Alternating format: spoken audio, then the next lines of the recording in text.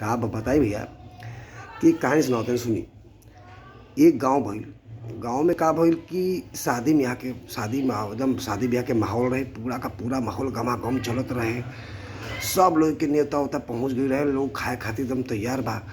अब बगल में बहुत 10-12 कुत्ता बाड़न सन, पूरा गांव के आइल बाड़न सन, मीटिंग होए लागल कि एक चीज़ बताओ, पूरा गांव के रखवाली हमनिया करी सन। रात के 12 बजे 2 बजे ठंडा में कुकुर के साला, फिर भी साला हमने के न्योता ना दिलो सन और दे।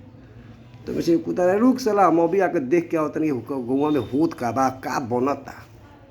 गोइल देख के गोइल देखे जैसे गोइल तो एकदम गरम गरम तेल एकदम गरम होते रहे।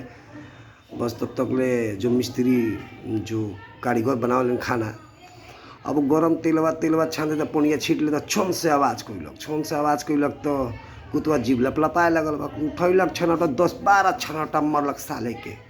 कुतवा का के भागल तो भागल तो बाकी जितने कुत्ता रहलन सन, रे भाई का भइल रे कि भाग पहिले हो। बोला मत पूछ, तातले हमरा मुँहे पे दे दिलक हो।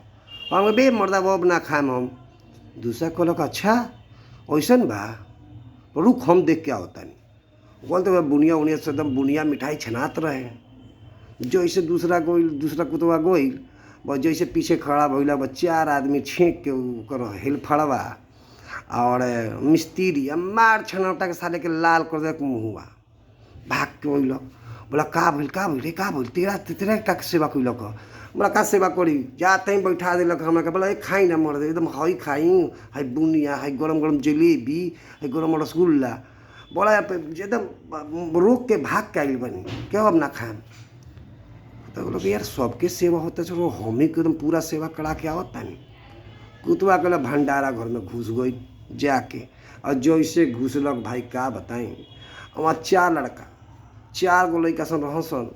कुतवा गइल गेटवा बंद करके जे मरम्मत कैलन सन के पूरा मुँह से खून गिरा दिलन सन। कैसे जानवर बचाए कुतवा गइल।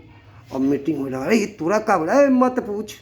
बैठा के मर्दे कुर्सी पे खाना खिलैलक, आ साथ में जाते थे बोले भैया हे कुत्ता साहब भाई साहब भाई पनवो खा के जाई।